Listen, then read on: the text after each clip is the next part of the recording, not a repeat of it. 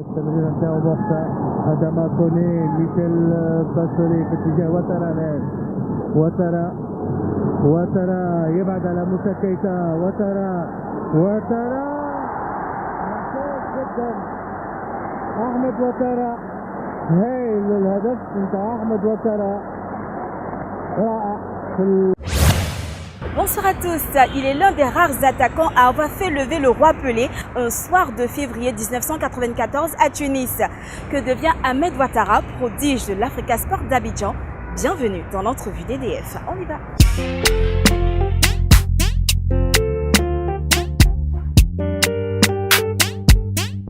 If I tell you, say I love you, oh.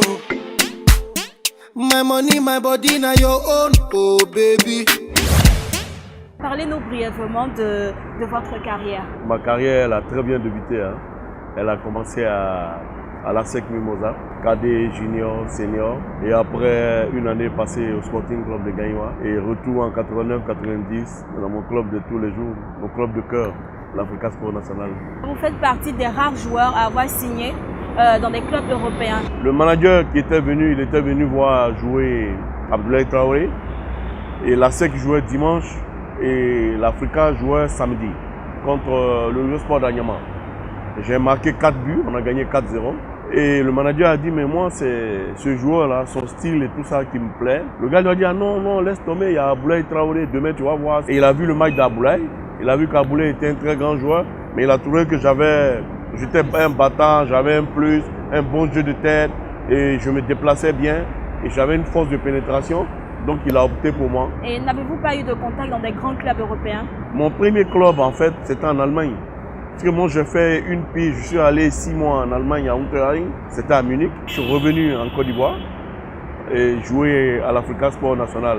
Mais quand je devais quitter Sion pour aller au Sporting, j'avais l'Inter de Milan, le Paris Saint-Germain, que Georges Weah m'avait déconseillé. J'ai eu plusieurs possibilités, Chelsea, Newcastle et Middlesbrough en Angleterre. Vous avez tout de suite parlé de Georges Weah, oui, qui vous déconseillait en fait le Paris Saint-Germain. Pourquoi? Vu comment ça s'est passé avec le Paris Saint-Germain à l'époque, il a trouvé qu'ils ne l'ont pas respecté. Quand il a signé au Milan AC, il s'est fait siffler.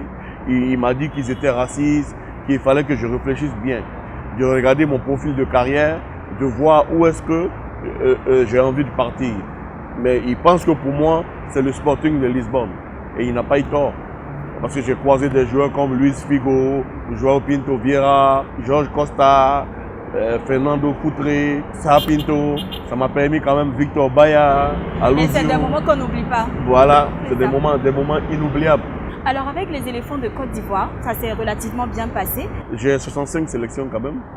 J'ai quand même 5 Coupes d'Afrique des Nations, dont en 94, c'est pas forcément qui m'a révélé au monde entier, mais où j'ai marqué un but d'anthologie. Ce jour-là au stade, il y avait Edson Arantes do Nascimento du Pelé, qui a beaucoup apprécié et qui m'a, si on veut voir, révélé au monde entier. Justement, on va parler de ce jour-là. Non, on jouait pour la 3e place. On avait la meilleure équipe. On a été sacré ce jour la meilleure équipe de la Coupe d'Afrique des Nations. Et on n'avait pas beaucoup de joueurs pro. Parce que pour nous, à l'époque, rien qu'avec le local, on pouvait former une équipe nationale à connotation ASEC Africa. Et faire lever le roi Pelé, c'est ce qui vous a révélé même au monde, si on peut dire. Le roi Pelé, je ne savais même pas qu'il était au stade. Moi, je jouais pour mon pays, pour la nation. C'était la Côte d'Ivoire. On avait été éliminé par le Nigeria au tir au but. Donc, on avait en tête, nous, gagner la 3e place pour avoir la médaille de bronze. Avec la prestation de l'équipe de Côte d'Ivoire, il fallait forcément gagner le Mali. Il fallait battre le Mali. Et c'est ce qu'on a fait d'ailleurs, brillamment. Vous étiez le chargé de mission du président Jacques Anoma. En quoi consistait votre rôle?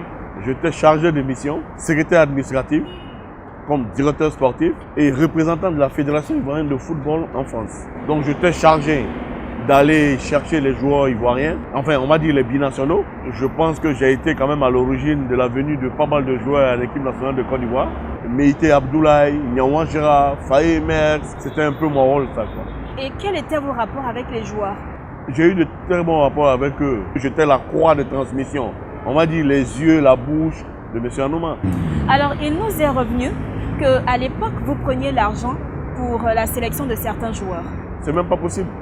Je mets au défi qui que ce soit je mets au défi. Quel joueur qui a pu le dire, je ne pense pas. Parce qu'en fait, si je devais le faire, je ne serais pas là aujourd'hui. Parce qu'à l'époque, Non. on a eu vent de ces histoires-là. Non, pas du tout. Je vais être clair avec vous. Je vais être clair avec vous. Ce n'est pas mon truc. Et moi, quand ils m'engageaient, M. Anouma, M. Idriss Diallo, ils m'ont dit, Ahmed Ouattara, il faut respecter la fonction. Tu ne dois pas prendre le pouvoir avec les joueurs. Même quand je vais voir les joueurs, je payais l'hôtel pour dormir. Alors que j'avais des amis avec qui j'avais de très bons rapports, comme Aouna Dendane, comme Didier Drogba. Quand un manager m'appelait qui me disait, Ahmed, je te propose de l'argent pour que tu appelles tel joueur, j'ai dit, c'est que le joueur il n'est pas fort. Hein. Je ne vais pas citer de nom, mais je sais qu'il y a un joueur qui venait me voir à l'époque, aujourd'hui qui est une grosse vedette de cette équipe nationale-là, qui venait tout le temps me voir pour me dire, moi je veux jouer en équipe nationale. Et vous n'avez pas pris d'argent avec lui? C'est pas mon truc. Moi j'étais bien payé à la Fédération ivoirienne. Comme on dit, je n'avais pas faim. Peut-être certains l'ont fait, mais pas moi. Je vais être honnête avec vous. J'étais un problème pour eux. J'étais tellement lié aux joueurs, aimé par les gens et tout ça, il fallait qu'ils trouvent un moyen pour me casser. Il y a certains même qui racontaient que c'est moi-même, j'allais chercher des femmes pour venir donner aux joueurs. On ne vous avait pas attendu que j'étais même le professionnel des joueurs, que c'est moi-même qui les ramenais en boîte. Bon, moi je pense que c'est de la mauvaise volonté. Et ces personnes-là, vous les connaissez? Ils se connaissent et ils se reconnaîtront dans ce que je suis en train de dire. Pourquoi vous avez quitté la FIFA? J'ai quitté la FIFA parce qu'on ne voulait plus de moi. Tous ceux avec qui je travaillais sont partis. Ceux qui sont restés, c'est qu'ils n'étaient pas avec l'équipe de M. Anouma. Et aujourd'hui, si le président Sidi vous fait appel, qu'est-ce que vous répondez? Comme il ne va faire encore appel, j'attends qu'il me fasse appel. Je pense qu'il a compris. Avez-vous décidé de faire une croix sur le foot? C'est même pas possible. Je ne peux pas tourner la page. Tôt ou tard, je serai soit président de fédération ou président de club. Je pense pouvoir un jour relever le défi et apporter à l'Africa ce que l'Africa m'a apporté. Ahmed Ouattara a rapporté son album photo.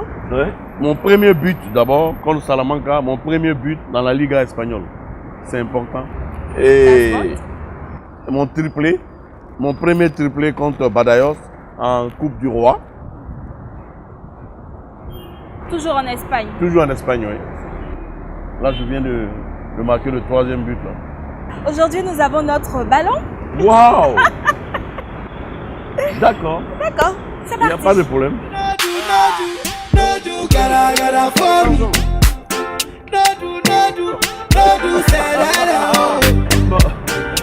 À la tête aussi. Ouais, c'est là où j'étais fort. Merci. C'est bon. On vous a fait transpirer un peu. Voilà, donc l'entrevue s'est terminée. Ah, déjà? Oui. Oh là là.